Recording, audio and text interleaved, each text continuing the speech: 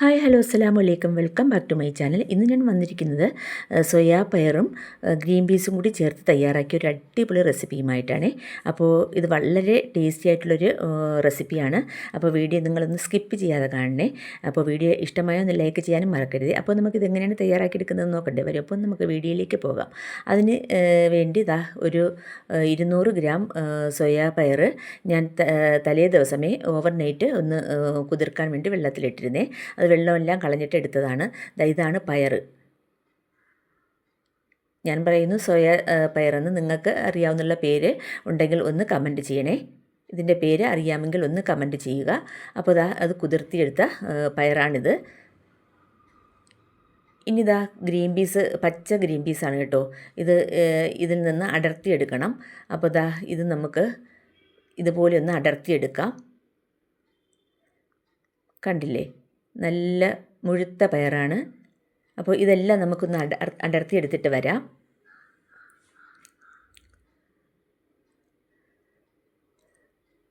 അപ്പോൾ പയർ മൊത്തവും ഞാൻ അടർത്തിയെടുത്തേ. അത് കഴുകിയെടുത്തിട്ടുണ്ട്. ഒരു 100 ഗ്രാം മോളം വരും.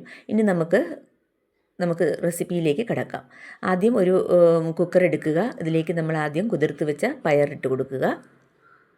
അതിനുശേഷം നമ്മൾ കഴുകി എടുത്ത ഗ്രീൻ പീസും കൂടി ഇതിലേക്ക് ഇട്ട് കൊടുക്കാം. ഇനി നമുക്ക് വേണ്ടത് കുറച്ച് സവാളയാണ് കേട്ടോ. ഒരു 4 ചെറിയ സവാള സ്ലൈസായിട്ട് അരിഞ്ഞതാണേ. അത് നമുക്കിതിലേക്ക് ഇട്ട് കൊടുക്കാം. അപ്പോൾ സവാള മൊത്തത്തിൽ ഇട്ട് കൊടുത്തു. ഇനി നമുക്ക് ഇതിലേക്ക് കുറച്ച് മഞ്ഞൾപ്പൊടി ഇട്ട് കൊടുക്കാവേ.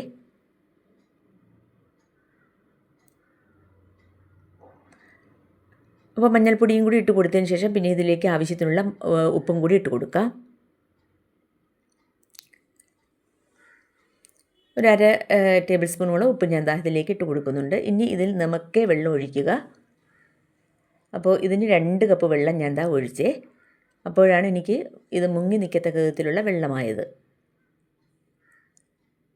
അപ്പോൾ രണ്ടാമത്തെ കപ്പ് നമുക്കിത് വെള്ളം ഒഴിക്കാം. അപ്പോൾ രണ്ടാമത്തെ കപ്പ് വെള്ളം ഒഴിച്ചു. ഇനി നമുക്കിതൊന്ന് മിക്സ് ചെയ്യണം കേട്ടോ.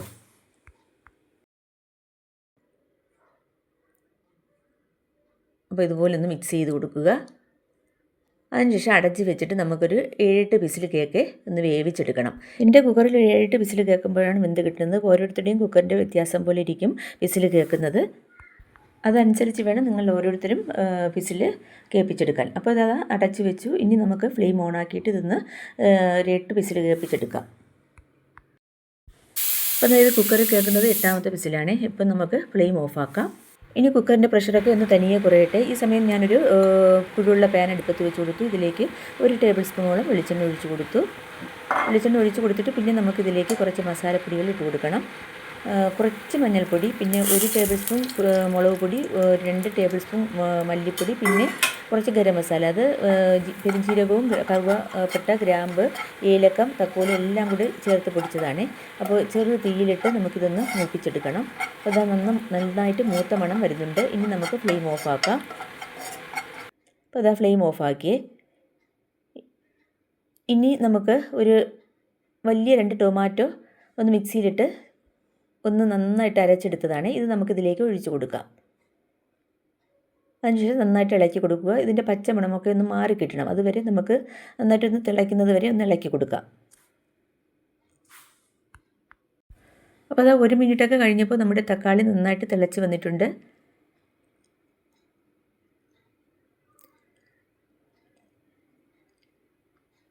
കണ്ടില്ലേ, ഇപ്പോൾ നല്ല തിളയൊക്കെ വന്നിട്ടുണ്ട്.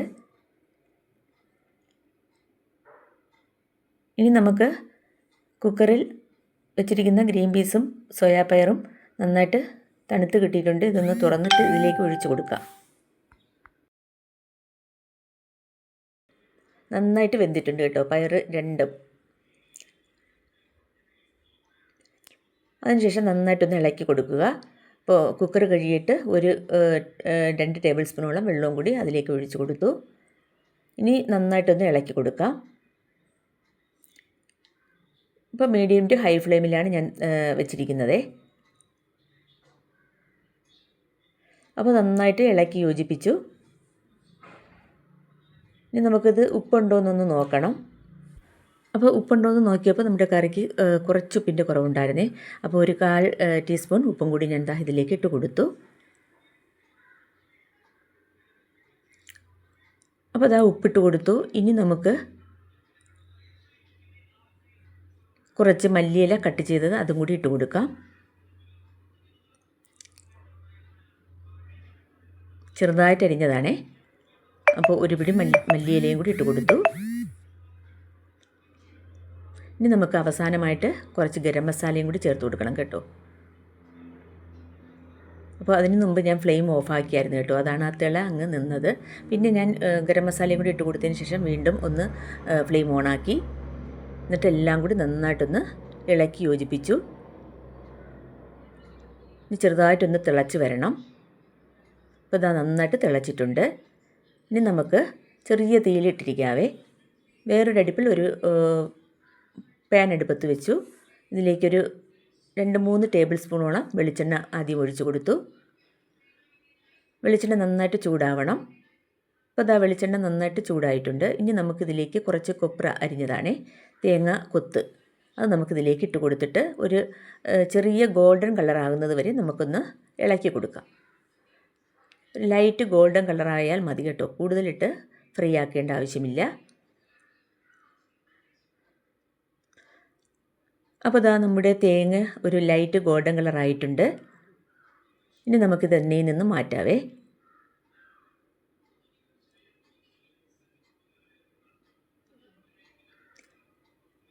അപ്പോൾ തേങ്ങാക്കൊത്ത് മൊത്തം എണ്ണയിൽ നിന്ന് മാറ്റി.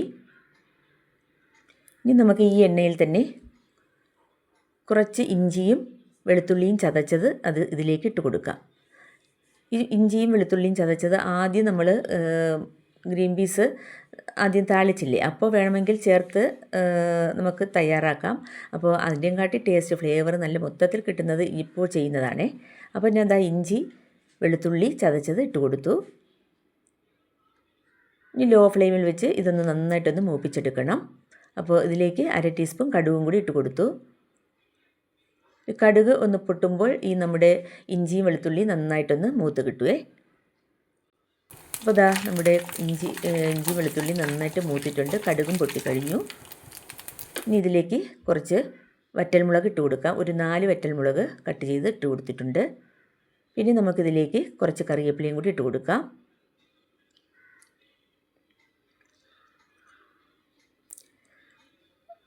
എല്ലാം കൂടി ഇളക്കിയതിന് ശേഷം ഫ്ലെയിം ഓഫാക്കിയിട്ട് നമുക്ക് ഇത് നേരെ നമ്മുടെ കറിയിലേക്ക് ഒഴിച്ചു കൊടുക്കാം.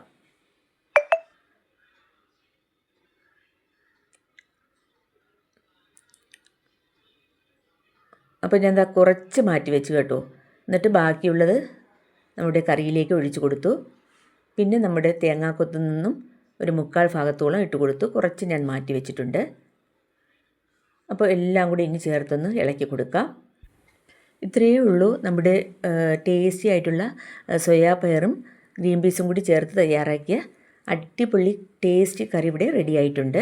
ഇത് ചപ്പാത്തി, ഇടിയപ്പം, പിന്നെ പുട്ട്, പാലപ്പം എന്നിവയുടെയൊക്കെ കഴിക്കാൻ പറ്റിയ അടിപൊളിയായിട്ടുള്ളൊരു റെസിപ്പിയാണേ. അപ്പോൾ ഇനി നമുക്കിത് ചൂടോടുകൂടി തന്നെ നമുക്കൊരു പ്ലേറ്റിലേക്ക് സെർവ് ചെയ്യാം. വളരെ ടേസ്റ്റി ആയിട്ടുള്ള ഈ കറി നിങ്ങളെല്ലാവരും ഒന്ന് ട്രൈ ചെയ്യണം കേട്ടോ.